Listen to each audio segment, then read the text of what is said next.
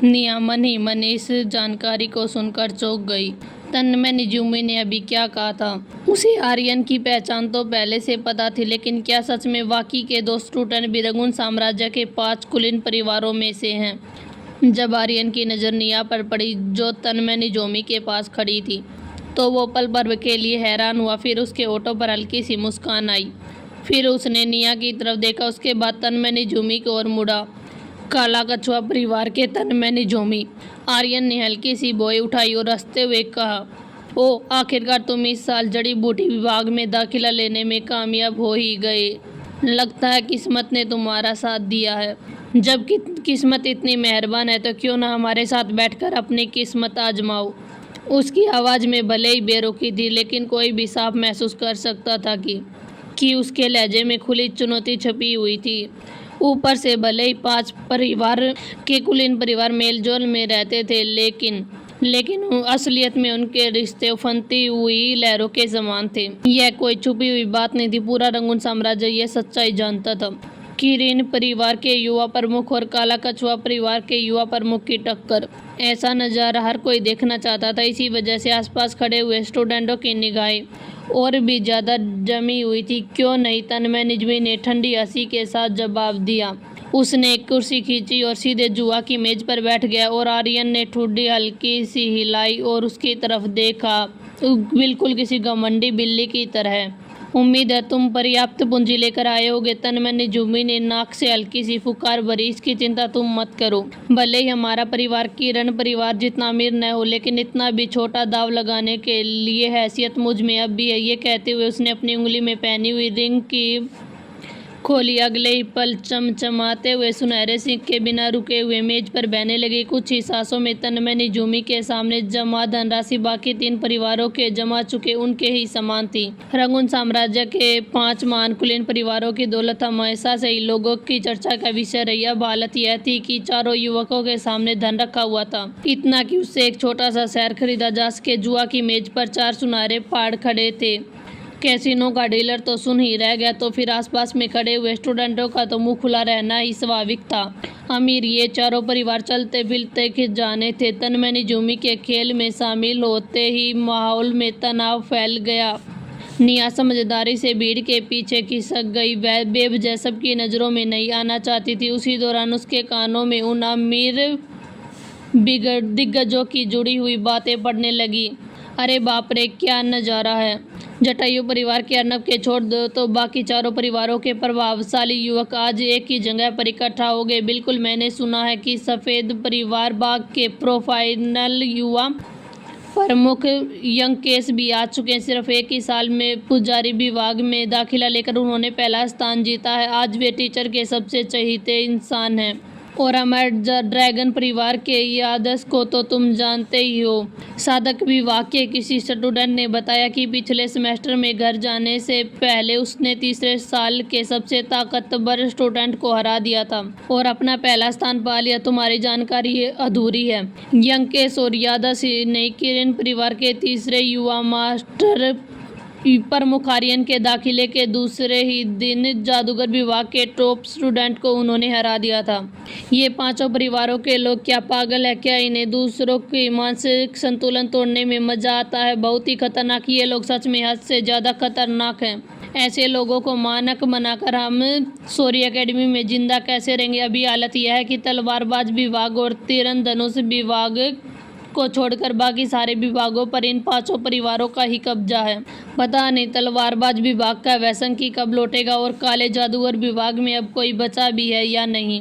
लगता है वह पूरी तरह से खत्म हो चुका। निया ने चुपचाप यह सुना, लेकिन उसके दिल के भीतर हलचल मच चुकी थी। यह सिर्फ जुए की मेज नहीं थी। यहाँ से टकराव से दुश्मनी और दुश्मनी से एक जैसा तूफान उठने वाला था, जो पूरी शौर्य एकेडमी को अपनी ही चपेट में लेने वाला था। और यही तूफान अगले अध्याय में पहली बार अपना असली रूप दिखाने वाला था। खून का न होकर भी परिवार में सबसे ताकतवर वहाँ मौजूद लगभग हर कोई मन से टूटा हुआ था। उन चमत्कार प्रतिभाओं के उस समूह में खड़े होकर बाकी स्टूडेंटों के पास अपनी मामूलियत काबिलियत छुपाने के अलावा कोई और भी रास्ता नहीं था, ताकि वे खुद को बेचैन होने से रोक सके। पिछले कुछ सालों से काला कछुआ परिवार का तन मन निजुमी बार बार कोशिश करने के बाद भी जड़ी बूटी विभाग में दाखिला नहीं ले पाया था। इसी बात से लोग भीतर ही भीतर खुश थे कि लेकिन उनकी खुशी ज्यादा दिन तक नहीं टिकी। इस बार न सिर्फ परीक्षा पास कर बल्कि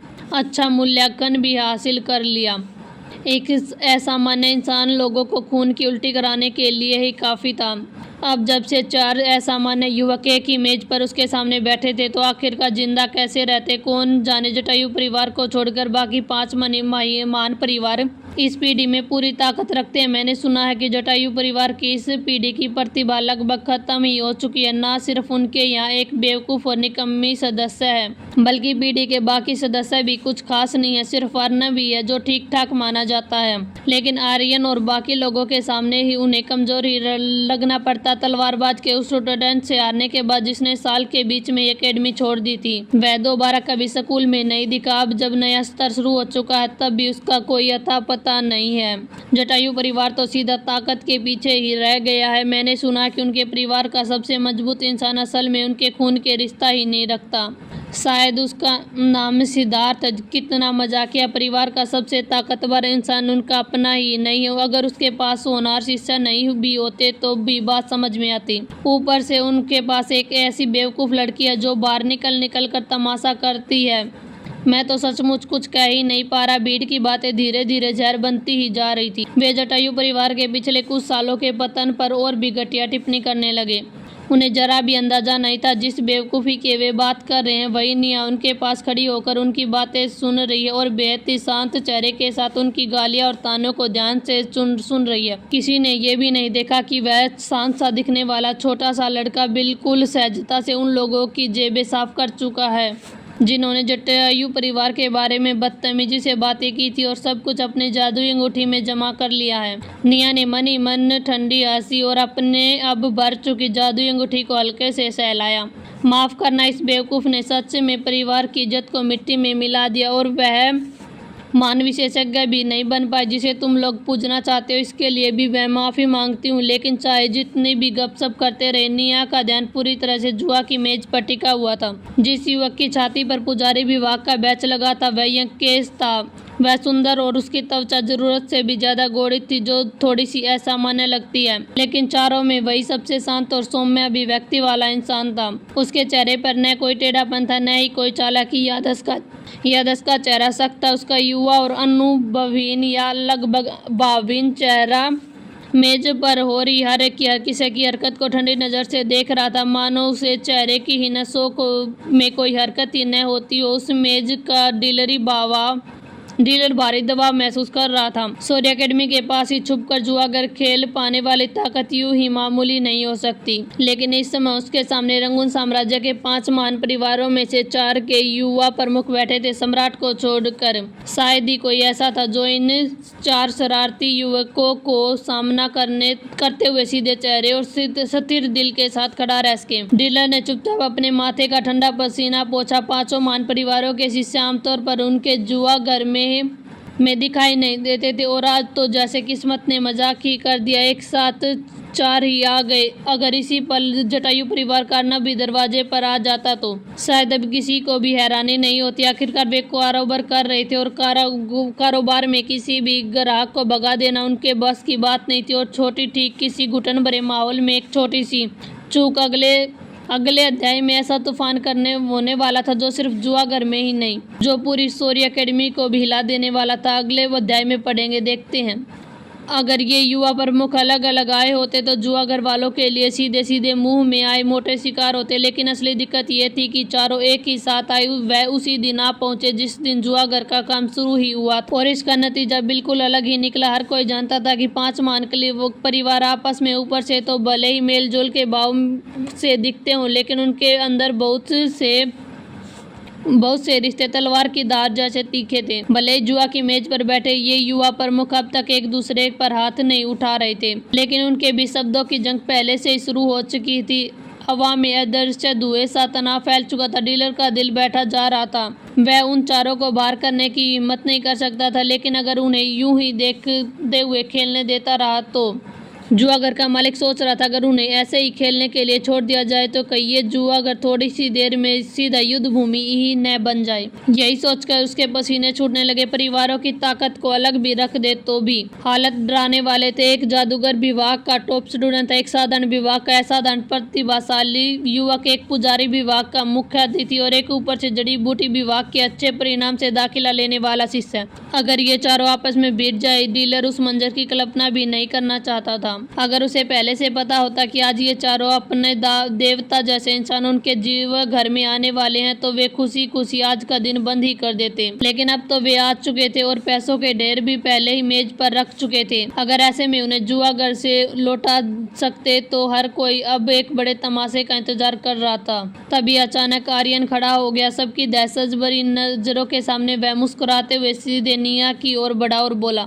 लगता है 5 महान परिवारों में से एक अभी भी कम है। निशांत जटायु, क्या तुम आकर गिनती पूरी करना चाहोगे?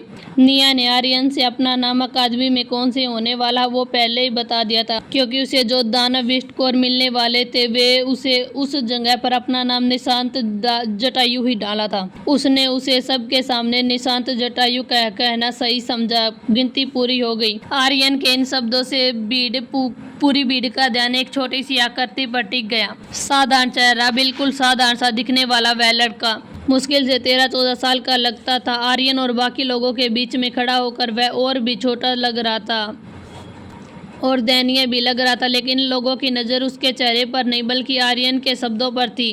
5 महान कुलीन परिवारों में से अभी एक बाकी है। क्या वह जटायु परिवार की बात कर रहा था? और उसने उस लड़के को निशांत कहा। जटायु, यह तो जटायु परिवार का ही उपनाम है।